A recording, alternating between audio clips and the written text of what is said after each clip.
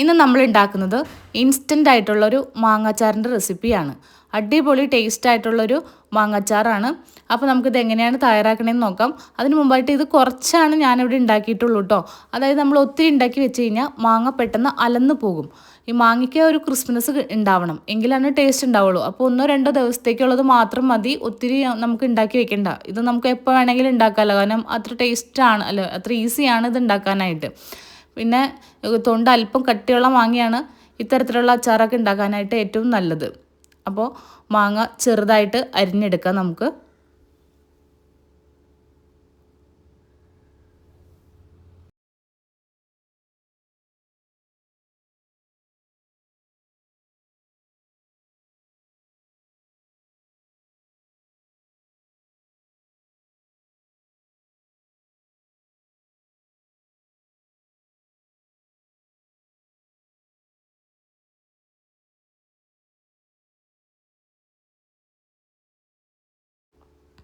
അപ്പോൾ ഞാനിവിടെ എല്ലാം വാങ്ങി ഇതുപോലെ അരിഞ്ഞെടുത്തിട്ടുണ്ട്. ഇനി നമുക്ക് അച്ചാറിടാം. അതിനായിട്ട് ഒരു പാൻ വെച്ചു. അതിലേക്ക് എള്ളെണ്ണയാണ് ഒഴിച്ചു കൊടുക്കുന്നത്. എപ്പോഴും അച്ചാറിടുമ്പോൾ എണ്ണ തന്നെ ഉപയോഗിക്കാനായിട്ട് ശ്രദ്ധിക്കുക. ചിലർ വെളിച്ചെണ്ണയൊക്കെ ഉപയോഗിക്കും, അപ്പോൾ ആ ഒരു ടേസ്റ്റ് അത്രയ്ക്ക് ഉണ്ടാവില്ല. ഇനി എണ്ണ തിളച്ച് കഴിയുമ്പോൾ നമ്മളതിനകത്തേക്ക് കടുകിട്ട് പൊട്ടിച്ചു.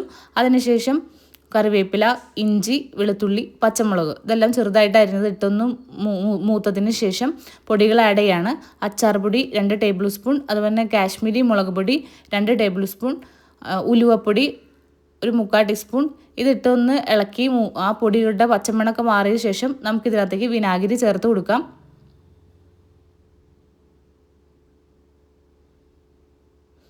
അതിനുശേഷം നമ്മൾ അരിഞ്ഞു വെച്ചിരിക്കുന്ന മാങ്ങ ഇട്ട് കൊടുക്കുകയാണ്. ഇത് പെട്ടെന്ന് തന്നെ ഉണ്ടാക്കിയെടുക്കണം. അത് ഫ്ലെയിമിൽ ഇങ്ങനെ ഇരിക്കുന്തോറും മാങ്ങ പെട്ടെന്ന് തന്നെ വെന്ത് പോകും. അങ്ങനെ വേവാനായിട്ട് പാടില്ല. അപ്പോൾ പെട്ടെന്ന് ഉണ്ടാക്കിയെടുക്കണം. അപ്പോൾ അതിനായിട്ട് പെട്ടെന്ന് തന്നെ നമ്മൾ ഉപ്പിട്ടു. അതുപോലെ തന്നെ ഇതിനകത്തേക്ക് ഒരു 1/2 ടീസ്പൂൺ ശർക്കര അല്ലെങ്കിൽ പഞ്ചസാര ഇട്ട് കൊടുക്കുക. ഞാൻ അല്പം കൂടി വിനാഗിരി ചേർത്ത് കൊടുക്കുകയാണ്. അപ്പോൾ നമ്മൾ ഉപ്പും പുളിയൊക്കെ ഒന്ന് ടേസ്റ്റ് ചെയ്ത് നോക്കണം കേട്ടോ. ഇപ്പോൾ വിനാഗിരി ആഡ് ചെയ്തപ്പോൾ ഉപ്പ് കുറവാണെങ്കിൽ അതനുസരിച്ച് ഉപ്പിട്ട് കൊടുക്കുക. ഇനി നമുക്കിതിനകത്തേക്ക് കുറച്ച് ഉലുവപ്പൊടി ആഡ് ചെയ്ത് കൊടുക്കാം.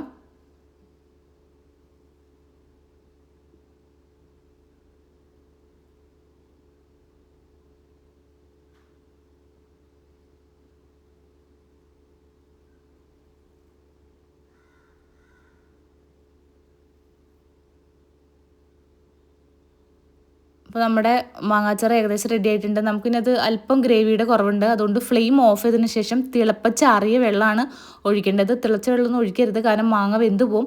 തിളപ്പിച്ചാറിയ വെള്ളം ഒഴിച്ചു കൊടുക്കുക. അപ്പോൾ നമ്മുടെ ആവശ്യത്തിനനുസരിച്ച്, ഗ്രേവിക്ക് ആവശ്യത്തിനനുസരിച്ച് നമ്മൾ വെള്ളം ഒഴിച്ചു കൊടുക്കുക. അപ്പോൾ നമ്മുടെ ഇൻസ്റ്റൻറ്റ് മാങ്ങാച്ചാർ ഇവിടെ റെഡി ആയിട്ടുണ്ട്. ഇനി ഒരുപാടിട്ട് ഫ്ലെയിമിലിട്ട് നമ്മൾ ഇളക്കിക്കൊണ്ടിരിക്കും തോറും മാങ്ങ വെന്ത് പോവും. അപ്പോൾ നമ്മുടെ ഇൻസ്റ്റൻറ്റ് മാങ്ങ അച്ചാർ റെഡി ആയിട്ടുണ്ട്. അപ്പോൾ ഈ റെസിപ്പി ഇഷ്ടമാവുകയാണെങ്കിൽ ഒന്ന് ലൈക്ക് ചെയ്ത് സപ്പോർട്ട് ചെയ്യണേ. അപ്പോൾ നമുക്ക് അടുത്ത വീഡിയോയിൽ കാണാം. ബൈ.